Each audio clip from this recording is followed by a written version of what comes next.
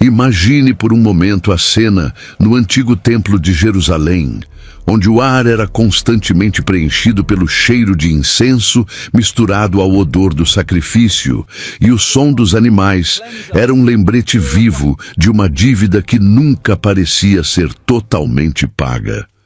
Durante séculos, o povo de Israel seguiu rigorosamente os rituais descritos na lei, acreditando que cada cordeiro levado ao altar servia como uma ponte temporária entre a sua fragilidade humana e a santidade absoluta do Criador.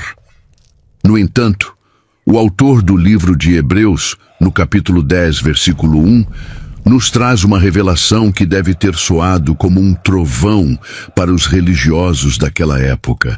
A lei era apenas uma sombra dos bens vindouros e não a imagem real das coisas.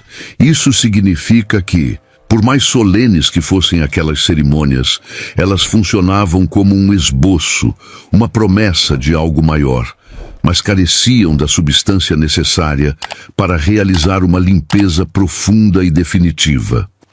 Os sacerdotes entravam no santuário dia após dia, repetindo os mesmos gestos, oferecendo os mesmos sacrifícios. Mas o próprio fato de precisarem repetir o ato denunciava que a cura para a alma ainda não havia sido alcançada.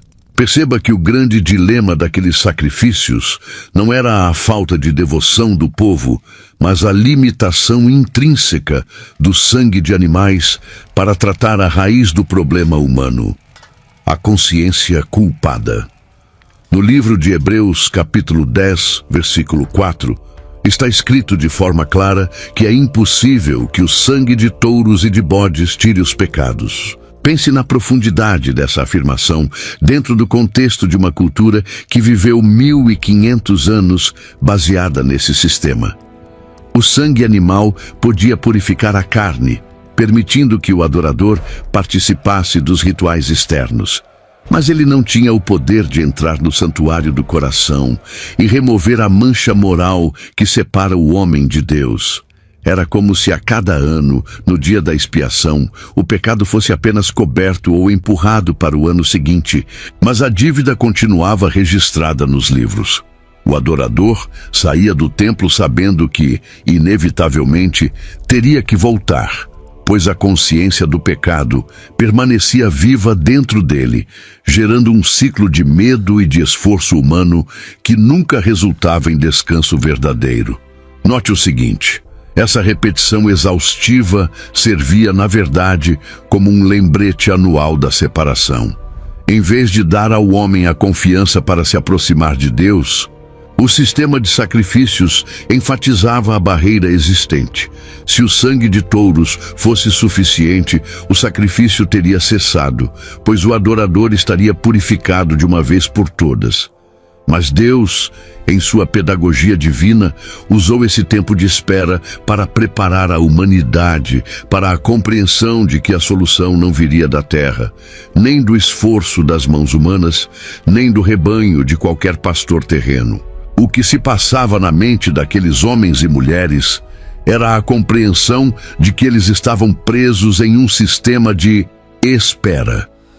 Eles olhavam para o altar e viam um substituto, mas sabiam que aquele animal não compartilhava da sua natureza humana e, portanto, não podia representá-los plenamente diante do tribunal divino.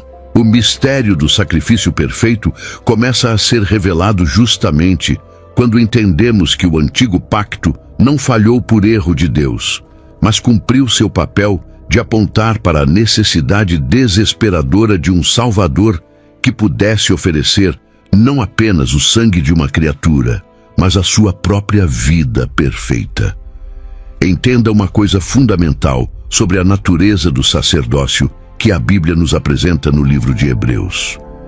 No sistema antigo, os sacerdotes eram homens sujeitos às mesmas fraquezas que o povo, o que significava que eles precisavam, em primeiro lugar, oferecer sacrifícios por seus próprios erros antes de poderem interceder pelos outros. Além disso, a morte era uma barreira intransponível, Por mais santo que fosse um sacerdote, o seu ministério tinha um prazo de validade determinado pela sua última respiração. No livro de Hebreus, capítulo 7, versículo 23 e versículo 24, o texto nos mostra o contraste glorioso. Os outros sacerdotes existiram em grande número, porque a morte os impedia de continuar em suas funções. Mas Jesus, porque permanece para sempre, possui um sacerdócio perpétuo. Isso muda completamente a forma como nos relacionamos com o divino, pois não temos mais um intermediário que pode falhar ou que será substituído por outro que não nos conhece.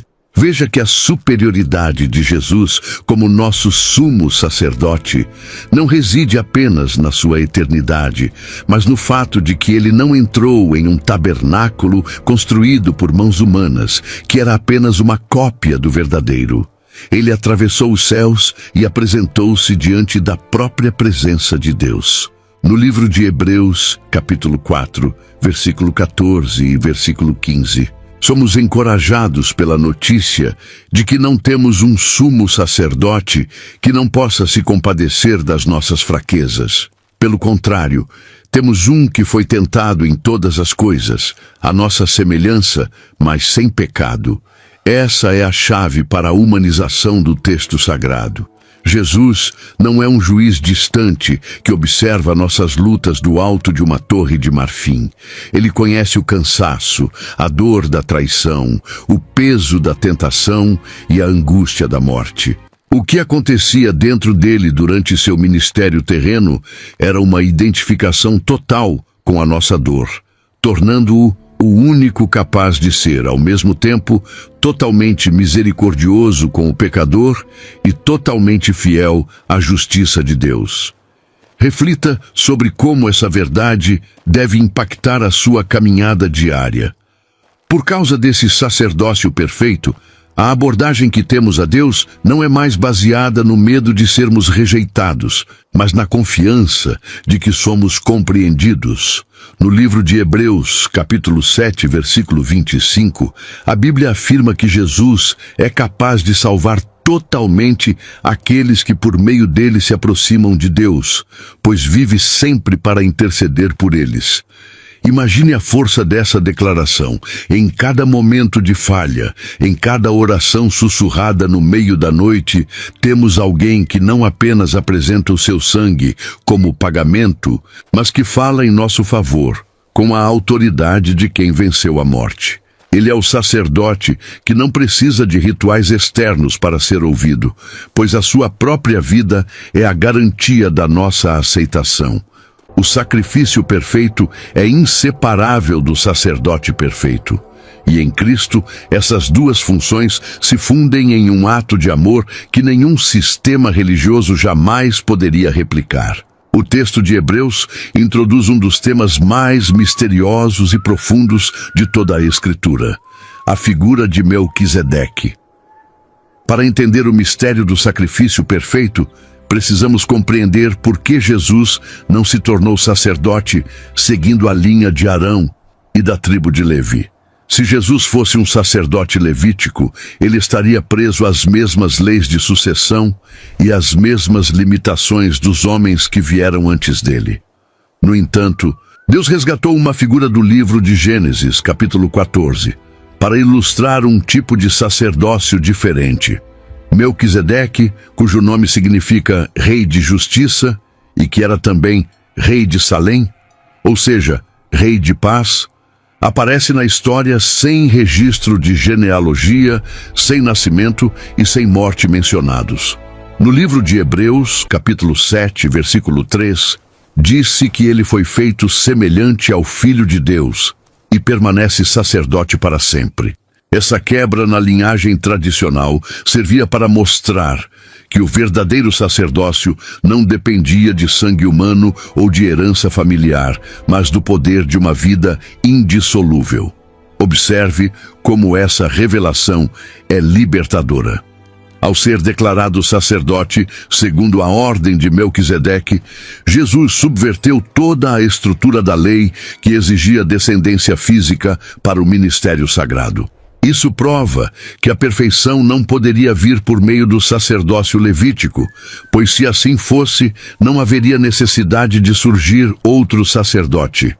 No livro de Hebreus, capítulo 7, versículo 11 e versículo 12, o autor argumenta que, mudando-se o sacerdócio, é necessário que se mude também a lei.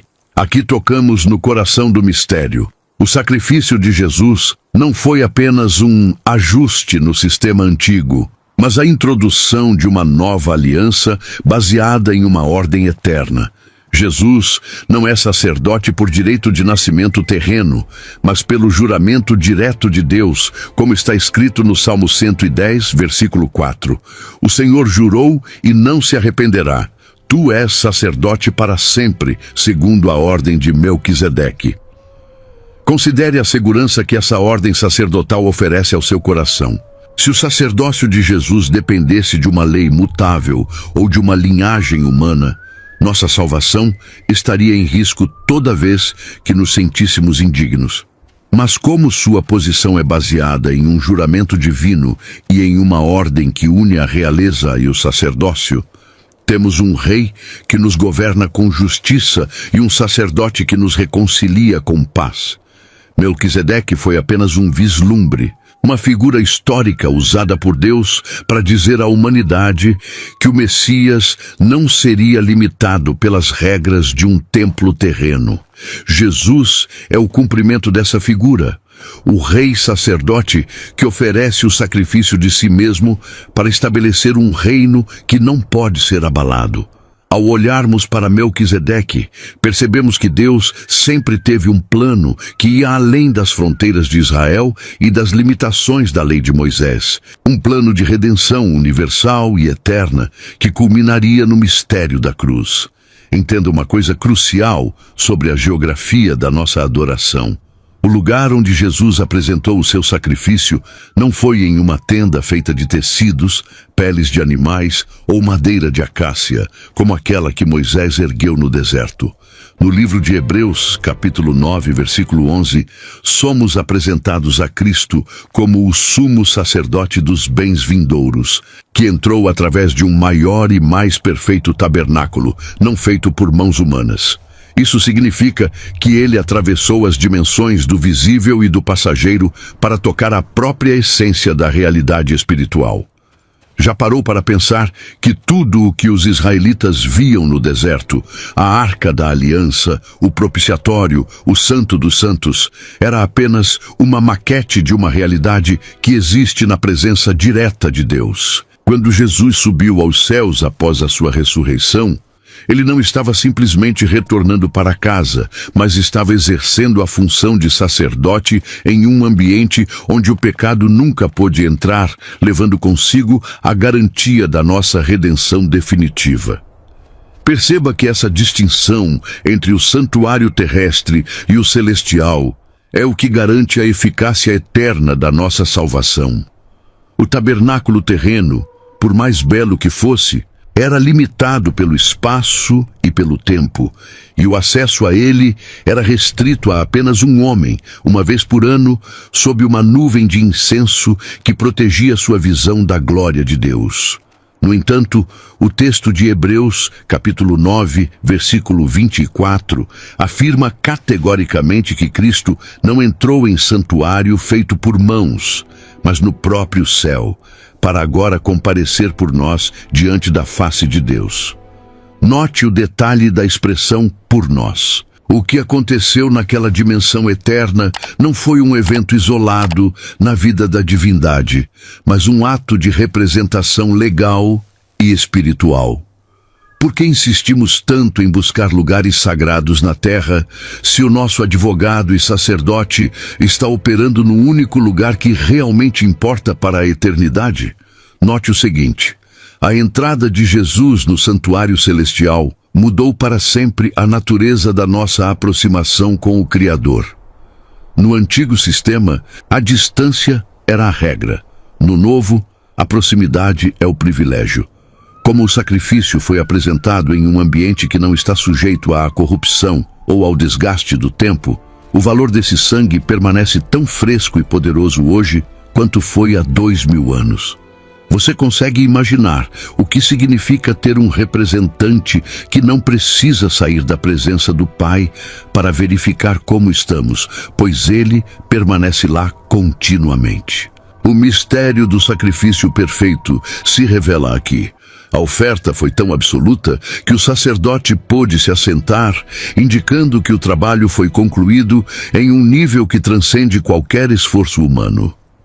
O santuário celestial é a prova de que nossa fé não está ancorada em relíquias ou edifícios, mas em uma realidade viva que sustenta todo o universo. Uma das palavras mais poderosas em todo o livro de Hebreus é a expressão uma vez por todas. Ela carrega um peso teológico que aniquila qualquer tentativa humana de adicionar algo à obra da redenção. No livro de Hebreus, capítulo 9, versículo 26, o autor explica que Cristo não precisou se oferecer muitas vezes, como o sumo sacerdote entrava no santuário todos os anos com sangue alheio. Caso contrário, ele teria que sofrer muitas vezes desde a fundação do mundo. Mas a verdade é que na consumação dos séculos, ele se manifestou uma única vez para aniquilar o pecado pelo sacrifício de si mesmo. Já parou para refletir sobre o alívio que essa frase traz para uma alma cansada de tentar compensar seus erros? Se o sacrifício precisasse ser repetido, isso significaria que a primeira tentativa não teria sido suficiente, mas a Bíblia é enfática ao dizer que a obra está completa e que nada pode ser acrescentado a ela. Entenda que o caráter definitivo desse ato é o que diferencia o cristianismo de todas as outras religiões e sistemas de sacrifícios da história humana. Em outras crenças, o devoto está sempre em um estado de incerteza, perguntando-se se fez o suficiente, se orou o suficiente ou se sacrificou o suficiente para aplacar a divindade. No entanto, no livro de Hebreus, capítulo 10, versículo 12, lemos que Jesus, tendo oferecido um único sacrifício pelos pecados, assentou-se para sempre à destra de Deus. O ato de se assentar é profundamente simbólico, pois no tabernáculo não havia cadeiras para os sacerdotes, uma vez que o trabalho deles nunca terminava. O fato de Jesus estar sentado é a declaração pública de Deus de que a dívida foi paga, o processo foi encerrado e a justiça foi plenamente satisfeita. Você entende que sua segurança espiritual não repousa no que você faz para Deus, mas no que Deus já fez e encerrou em seu favor? Perceba que essa unicidade do sacrifício de Cristo é o fundamento da nossa paz interior. Se o pecado fosse algo que exigisse novos pagamentos diários, viveríamos em um estado constante de ansiedade espiritual. Mas, no livro de Hebreus, capítulo 10, versículo 14, está escrito que com uma única oferta, ele aperfeiçoou para sempre os que estão sendo santificados. É uma tensão gloriosa. Estamos em um processo de crescimento, mas nossa posição diante de Deus já foi aperfeiçoada pelo valor daquela única oferta. Por que então tantas vezes voltamos a nos sentir condenados por falhas que já foram cobertas por esse sacrifício definitivo? O mistério aqui é que a eternidade de Deus invadiu o tempo humano naquela tarde de sexta-feira no Calvário, tornando aquele momento um evento presente para todas as gerações. Quando você aceita o está consumado, você para de lutar por uma aceitação que já lhe foi dada de forma total e absoluta. Talvez o aspecto mais íntimo e profundo do sacrifício perfeito seja o que ele realiza dentro de nós, especificamente na nossa consciência. O sistema antigo podia purificar a carne, dando ao indivíduo uma limpeza cerimonial para participar dos cultos, mas ele não tinha o poder de tocar na culpa que corrói a alma por dentro. No livro de Hebreus, capítulo 9, versículo 14, o autor faz uma pergunta retórica que atinge o cerne da nossa necessidade humana. Quanto mais o sangue de Cristo, que pelo Espírito Eterno se ofereceu a si mesmo sem mácula a Deus, purificará a vossa consciência das obras mortas para a para servirdes ao Deus vivo? Note que o objetivo não é apenas nos livrar da punição, mas nos livrar do peso interno que nos impede de ter uma comunhão real e vibrante com o Pai. O que adianta ser perdoado legalmente se você continua se sentindo sujo emocionalmente?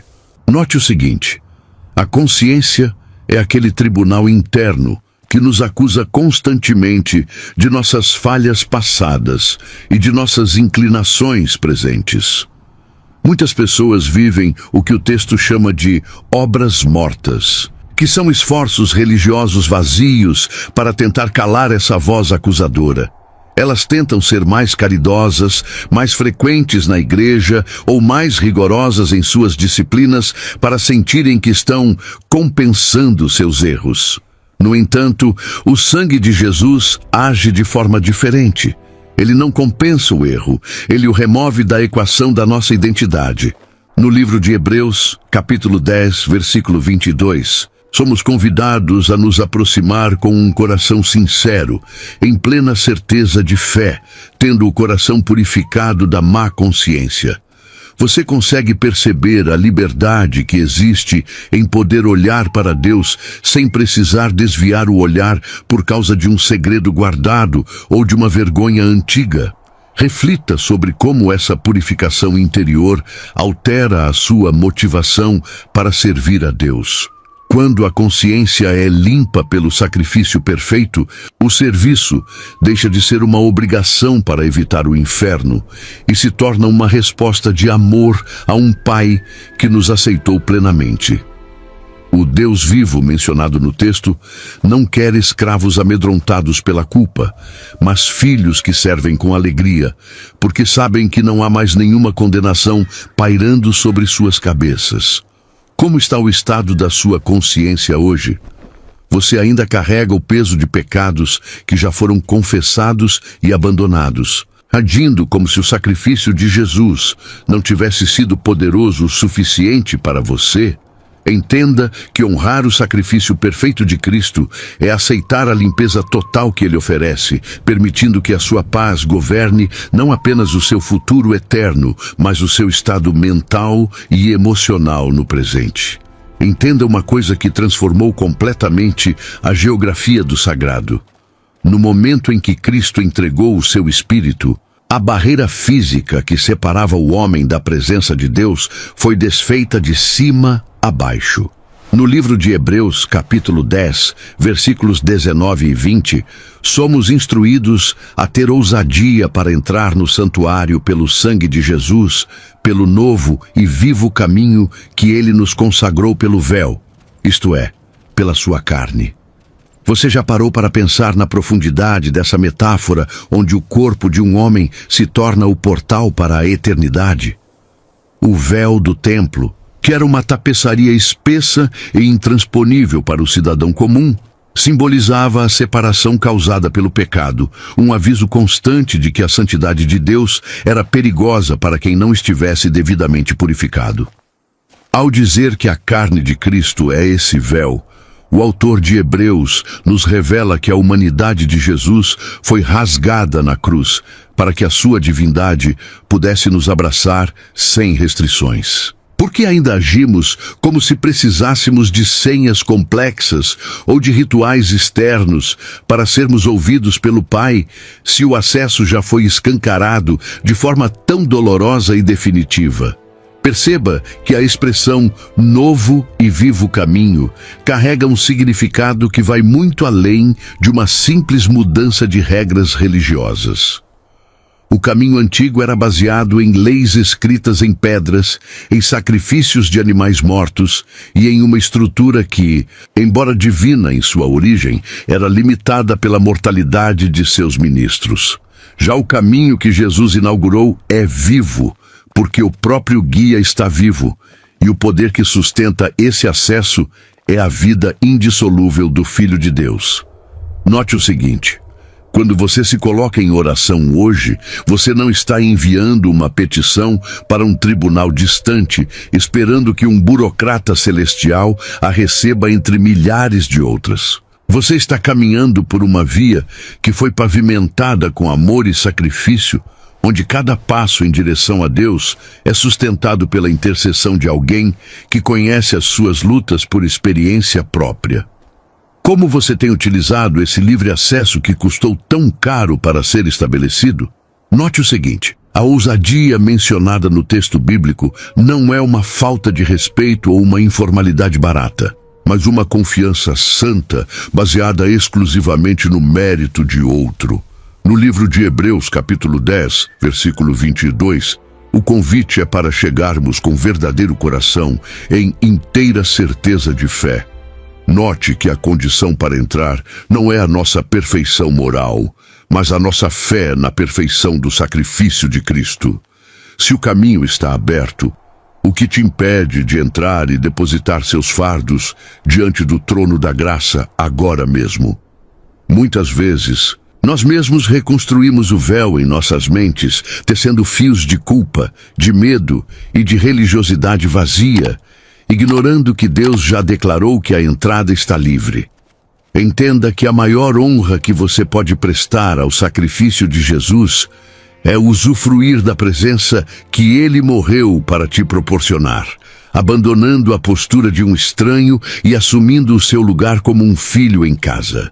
Perceba que o mistério do sacrifício perfeito está intrinsecamente ligado à superioridade da aliança que Ele estabeleceu entre o céu e a terra. No livro de Hebreus, capítulo 8, versículo 6, lemos que Jesus alcançou o ministério tanto mais excelente quanto é mediador de uma melhor aliança, a qual está firmada em melhores promessas. Mas o que torna essas promessas tão superiores ao que foi dado a Moisés no Monte Sinai? A resposta reside na localização, onde a vontade de Deus passa a ser registrada. Enquanto a primeira aliança dependia da obediência externa de um povo a leis gravadas em tábuas de pedra, a nova aliança foca na transformação radical do mundo interior do ser humano, porque Deus se daria ao trabalho de mudar o sistema se não fosse para resolver o que o primeiro sistema não conseguia alcançar, que era a inclinação do coração humano para o erro. Entenda uma coisa fundamental: a falha da primeira aliança não estava na lei em si, que era santa e boa, mas na incapacidade da natureza humana em cumpri-la. No livro de Hebreus, capítulo 8, versículo 10, Deus declara que as suas leis seriam colocadas na mente e escritas no coração do seu povo. Note o seguinte: o que aconteceu dentro do crente após o sacrifício de Cristo foi uma cirurgia espiritual. Em vez de termos uma lista de pode e não pode pregada na parede, temos agora o Espírito Santo trabalhando em nossa vontade, gerando em nós tanto o querer quanto o realizar. Isso significa que a obediência na nova aliança não nasce do medo da punição, mas de uma nova natureza que encontra prazer naquilo que agrada a Deus. Você consegue perceber a diferença entre ser forçado a fazer algo por decreto e fazer algo porque o seu próprio coração agora deseja aquilo? Note o seguinte: a promessa final dessa aliança é a mais impactante de todas e está registrada no livro de Hebreus, capítulo 8, versículo 12. Pois serei misericordioso para com as suas iniquidades, e de seus pecados e de suas iniquidades não me lembrarei mais. Entenda que o esquecimento divino não é uma falha de memória, mas uma decisão judicial de não mais usar o nosso passado contra nós. Sob a nova aliança, Deus olha para você através do filtro do sacrifício perfeito de seu Filho. Se Deus decidiu não se lembrar, por que você insiste em gastar tanta energia revivendo as falhas que o sangue de Cristo já apagou? A superioridade desta aliança está no fato de que ela nos oferece um novo começo todos os dias, fundamentada não na nossa fidelidade oscilante, mas na fidelidade inabalável daquele que prometeu e cumpriu. Reflita sobre o contraste poderoso que o autor de Hebreus apresenta entre dois tipos de sangue que clamam da terra para o céu. No livro de Hebreus, capítulo 12, versículo 24, somos informados de que nos aproximamos de Jesus, o mediador de uma nova aliança, e do sangue da aspersão, que fala melhor do que o de Abel. Para entender essa comparação, precisamos voltar ao livro de Gênesis, onde o sangue de Abel, após ser morto por seu irmão Caim, clamava por justiça e vingança. O sangue de Abel representava a voz da vítima, o grito por retribuição que exige que o culpado pague pelo que fez. No entanto, o sangue de Jesus, derramado no Calvário, fala uma linguagem completamente diferente. Em vez de exigir o castigo do culpado, o sangue de Cristo clama pelo perdão e pela reconciliação daqueles que o feriram. Você consegue imaginar o que pode ter acontecido dentro do coração do Pai ao ouvir o sangue de seu Filho único intercedendo por aqueles que o derramaram? Entenda uma coisa. O sangue de Jesus é chamado de sangue da aspersão, em referência aos rituais, onde o sangue era salpicado sobre os objetos e as pessoas para purificá-los. Note o seguinte: no Antigo Testamento, o sangue exposto era um sinal de morte e de julgamento. Mas em Cristo, o sangue aspergido é um sinal de vida e de aceitação. Enquanto o sangue de Abel condena o irmão pecador, o sangue de Jesus salva o irmão pecador. Perceba que essa voz que emana do sacrifício perfeito é o que silencia todas as outras vozes que tentam nos acusar diante do trono de Deus. Quando a lei clama por justiça, o sangue de Jesus responde com graça. Quando a nossa própria consciência nos aponta o erro, o sangue de Cristo nos aponta a cruz. O que você tem ouvido ultimamente? A voz da acusação que te afasta de Deus, ou a voz do sangue de Jesus que te convida a voltar para casa? Note o seguinte: a eficácia dessa voz é eterna e contínua. Ela não falou apenas uma vez no passado, mas continua ressoando através dos séculos como a garantia da nossa segurança espiritual. No livro de Hebreus, capítulo 9, versículo 12, está escrito que Cristo entrou no Santo dos Santos uma vez por todas, havendo efetuado uma eterna redenção. Isso significa que o clamor por misericórdia que o sangue de Jesus faz em seu favor nunca perde a força. Não importa quão longe você tenha ido ou quão profunda seja a sua queda, a voz do sacrifício perfeito ainda é mais alta e mais poderosa do que o clamor de qualquer pecado. Entenda que confiar no mistério do sacrifício perfeito é descansar na certeza de que há alguém cuja voz é ouvida pelo Pai como o argumento final e absoluto para a sua salvação. Note o seguinte: toda essa revelação teológica do livro de Hebreus não tem como objetivo apenas preencher a nossa mente com informações, mas firmar os nossos pés em um terreno que não pode ser abalado. No livro de Hebreus, capítulo 10, versículo 23, recebemos uma ordem prática. Retenhamos firmes a confissão da nossa esperança, porque fiel é o que prometeu. Entenda que a vida cristã, à luz do sacrifício perfeito, não é uma tentativa desesperada de alcançar algo, mas uma resistência firme para não perder o que já nos foi dado. O mundo ao nosso redor está em constante mudança. As crises vêm e vão, e as nossas próprias emoções muitas vezes nos traem. Mas a obra de Cristo permanece como uma âncora da alma, segura e firme. Por que nos deixamos abalar tanto pelas circunstâncias temporais, se o que sustenta a nossa eternidade já foi resolvido de uma vez por todas? Perceba que essa firmeza não deve ser vivida de forma isolada, mas em comunidade, como um corpo que se apoia mutuamente. No livro de Hebreus, capítulo 10, versículos 24 e 25, somos exortados a considerar uns aos outros para nos estimularmos ao amor e às boas obras, não deixando a nossa congregação. Entenda uma coisa: o sacrifício de Jesus não apenas nos reconciliou com Deus, mas também nos uniu uns aos outros em uma nova família. Quando você olha para o seu irmão de fé, você não deve ver apenas um colega de religião, mas alguém que foi comprado pelo mesmo sangue precioso que te resgatou. Note o seguinte: o estímulo mútuo é essencial para que não desanimemos diante das pressões deste sistema de mundo. Como você tem contribuído para que as pessoas ao seu redor permaneçam firmes na esperança que o sacrifício perfeito proporciona? Reflita sobre o fato de que estamos vivendo na expectativa do retorno daquele que realizou a obra. O autor de Hebreus nos lembra que ainda há um pouco de tempo e o que há de vir, virá e não tardará. A prática da fé sob a nova aliança envolve olhar para trás com gratidão pela cruz, mas também olhar para frente com expectativa pela coroa. O sacrifício perfeito é a garantia de que o desfecho da história será glorioso para aqueles que esperam no Senhor. Não permita que o cansaço do caminho ou a demora aparente das promessas façam você duvidar da eficácia do que foi feito no Calvário.